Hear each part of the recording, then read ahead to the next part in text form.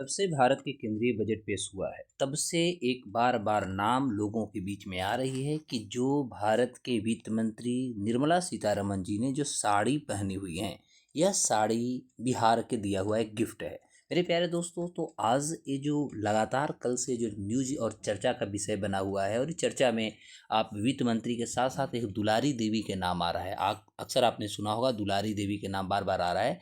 एक बिहार के दुलारी देवी जो मधुबनी से आती हैं, और मधुबनी के दुलारी देवी के द्वारा दिया हुआ जो साड़ी है, उस साड़ी को भारत के वित्त मंत्री निर्मला सीतारमन जी ने कल पहनी और पहन करके भारत के बजट पेश की। क्योंकि हम सभी को पता है कि कल का जो दिन था खास तौर पे वित्त मंत्री जी के द्वारा, तो वित्त मंत्री का कल 8वां बार भारत का कह सकेंगे कि यह बजट पेश किया गया। तो इस तरह से भारत का वित्त मंत्री निर्मला सीतारमन जी देश के 8वां बजट पेश कर चुकी हैं। और कल इसलिए भी दिन कहीं ना कहीं शुभ माना जा रहा है, क्योंकि बिहार का एक प्राचीन हमारा जो एक सभ्यता है और एक हमारी जो कलाकृति है, हमारी एक पहचान है, जिसे हम मधुबनी पेंटिंग के रूप में जाना जाता है। तो यह मधुबनी पेंटिंग के माध्यम से जो पूरी की पूरी जो ये सीतारमन जी की जो साड़ी है, साड़ी को पूरा संजोए रखा है, सजाया गया है, कलाकृतियाँ की गई है। और यह कलाकृति की गई दुलारी देवी के द्वारा।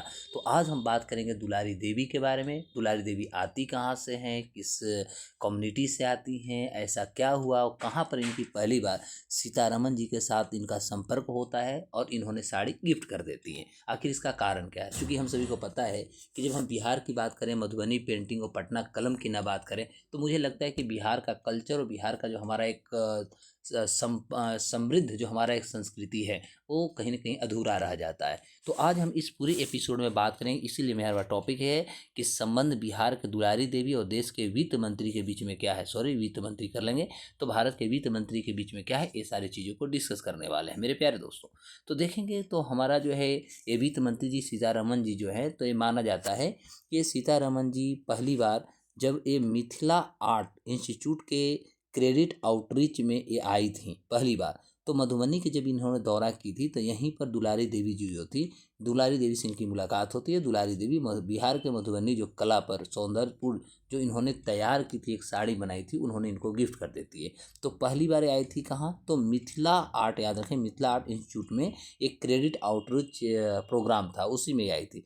और सीतारमन जी को, जैसा कि दुलारी देवी का कहना है कि सीतारमन जी मिथिला चित्रकला संस्थान में जब आई थी, तो उन्हें ये साड़ी मैंने गिफ्ट किया था। और यह जो साड़ी इनको बनाई गई है, या साड़ी जो गिफ्ट की गई, मैं आपको बता दूं कि बेंगलोरी सिल्क इसको कहा जाता है। बेंगलोरी सिल्क पर लगभग देखिएगा तो 1 महीना तक दुलारी देवी ने कार्य किया था। 1 महीना तक उसे कह सकते हैं, उस पर उन्होंने कलाकृति की थी, और उसके बाद उन्होंने गिफ्ट जो है किए। और आपको मैं बता दूं कि दुलारी देवी को पद्मश्री भी दिया जा चुका है। और पद्म श्री से पहले यदि मैं बात करूं, तो दुलारी देवी जो हैं, ये दुलारी देवी जो है भारत के प्रधानमंत्री जो हमारे हैं नरेंद्र मोदी जी, नरेंद्र मोदी को भी इन्होंने गिफ्ट किया है अपनी कलाकृति। नरेंद्र मोदी प्रधानमंत्री को भी गिफ्ट किया, जिससे कि राष्ट्रीय अंतर्राष्ट्रीय जो एक पहचान होती है, वो मधुबनी पेंटिंग को बनाया जा सके। तो अब होता है कि मधुबनी साड़ी की थोड़ा हम लोग विशेषता को जान लें। तो देखिए, मधुबनी साड़ी जो होती है, सबसे ज़्यादा ये जो होता है हमारा पर्यावरण कह सकते हैं दोषपूर्ण, सॉरी, पर्यावरण मैत्रीपूर्ण होता है। क्योंकि मधुबनी साड़ी जो होती है, इसकी खासियत ये होती है कि इसमें मिथिला पेंटिंग जो होती है वो बना होता है। और यह पेंटिंग पूर्ण रूप से जो होती है हाथ से बनाया जाता है। इसमें देवी देवताओं के फोटो, मतलब इमेज तैयार किए जाते हैं। प्रकृति और पौराणिक जो हमारे कथाएं होते हैं, विवाह से जुड़ी हुई जो चित्र होते हैं, ये सारे चीज़ इसमें जुड़े होते हैं। तो इस कला को खास तौर पर प्राकृतिक जो रंग होते हैं उसे तैयार किया जाता है, जिससे कि इसीलिए कहा जाता है कि यह हमारा पर्यावरण के प्रतिकूल, सॉरी, के अनुकूल होता है। ठीक है। तो अब होता है कि आखिर दुलारी देवी है कौन, इनके बारे में थोड़ा हमसे भी जानेंगे। तो देखिए, दुलारी देवी के बारे में जब देखा जाए, तो दुलारी देवी बिहार के मधुबनी से आती हैं। और मधुबनी में जिला में एक रांटी गांव होता है, तो वहीं पर इनके जन्म 1968 में हुआ था। दुलारी देवी को ये मछली पकड़ने वाली जो हमारी मल्लाह जो कम्युनिटी जाती होती है, उसी से आती है। एक साधारण घर से आती हैं, गरीब घर से आती हैं, फूस का घर होता है। वहीं पर पढ़ी बड़ी, वह कभी स्कूल बेचारी नहीं जा पाई हैं, औपचारिक शिक्षा भी प्राप्त नहीं कर पाई हैं। 12 साल की उम्र में इनकी शादी कर दी जाती है, लेकिन लगभग 1 साल के अंदर ही इनकी पति का देहांत हो जाता है। इनकी एक बेटी जन्म लेती है, 6 महीना में उसकी बेटी का देहांत हो जाता है। तो बहुत दुख भरी इनकी एक जीवन है। उसके बाद दूसरे के घरों में जो है जा कर के चौका बर्तन, यानी कह सकते हैं कि असिस्टेंट यानी सहायिका के काम करती है, झाड़ू पोछा करती है, और आगे जा कर के इनकी जीवन इसी तरह दुखदाई होती है, लेकिन आगे जा कर के इसी में इनका परिवर्तन होता है। तो उनकी जीवन जो है बहुत कठिनाई हुआ है, और इसी में उन्होंने अपने जीवन को आगे बढ़ाया है। तो एक तरह से कह सकते हैं कि ऐसे चुनौती से होने के बावजूद भी ये महिला आगे बढ़ती है। मैं आपको बता दूं कि ये दुलारी देवी जी हैं। दुलारी देवी जी को 2021 में भारत सरकार जो है इन्हें पद्म श्री दिया है। ध्यान देंगे, इन्हें पद्म श्री जो है वो 2021 में भारत सरकार ने दिया है। तो ये मधुबनी की दुलारी इनको माना जाता है। जो जब इनको दुलारी देवी को दिया गया था मधुबनी पद्म श्री के टाइम में इनके लिए जो नाम दर्ज की गई वो था कि मधुबनी की दुलारी को पद्म श्री दिया जा रहा है। तो ये इनको दिया गया क्यों? तो इनका एक कला के क्षेत्र में दी गई। कला का मतलब कैसे? पेंटिंग कला इनको है। तो मैं बताऊं कि ये इनके हाथों से जो हमारा मधुबनी पेंटिंग होता है, इनको सेल्फ हैंड कर सकते हैं, ये तैयार करते हैं। और एक्चुअली माना जाता है कि ये बहुत निचली तबके से बेचारी उठती हैं, दाई के काम करती थी, और वहाँ से सोचने वाली बात है कितनी बड़ी ये आती हैं। ये फिशर जैसे भी कहा कि मल्लाह जाति से आती हैं।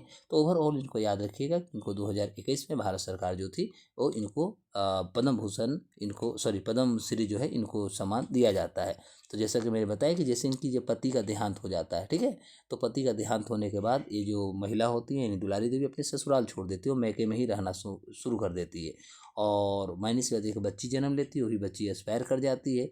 तो लगभग कह सकते हैं कि 16 साल की उम्र में बहुत सारे इन्होंने दुखों को देखा भगवान में। और एक तरह से देखा जाए तो हमारे यहाँ चाइल्ड मैरिज जो था वो कहीं ना कहीं प्रतिबंध थी, और ये चाइल्ड मैरिज का भी इनका शिकार हुआ, क्योंकि 12-13 साल में शादी हो जाना आप समझ सकते हैं। और अभी तक ये भारत में देखिएगा तो लगभग 50 से अधिक इन्होंने एग्जीबिशन शो भी कर चुके हैं, ठीक है, और 10,000 से अधिक इनका पेंटिंग भी भारत में हो चुका है। और इन्होंने आज तक लगभग 1,000 से अधिक स्टूडेंट को इन्होंने अभी तक ट्रेनिंग भी दे चुके हैं। तो इस तरह से कह सकते हैं कि मिथिला आर्ट जो इंस्टीट्यूट और सेवा मिथिला संस्थान जो है इससे जुड़ी हुई हैं, इसी से अपने भरण पोषण तथा अपने परिवार को चलाने में कामयाब रही हैं। तो ये रहे दुलारी देवी जी, जिनका साड़ी जो है अभी पूरे भारत अंतर्राष्ट्रीय स्तर पर जो है एकदम जो कहा जाता है ना खास बना हुआ है। तो जब से भारत के वित्त मंत्री सीतारमन जी पहन करके आई, उसके बाद ये न्यूज में बना हुआ था, तो मुझे भी लगा कि आप लोगों को थोड़ा मैं इसके बारे में बता दूं।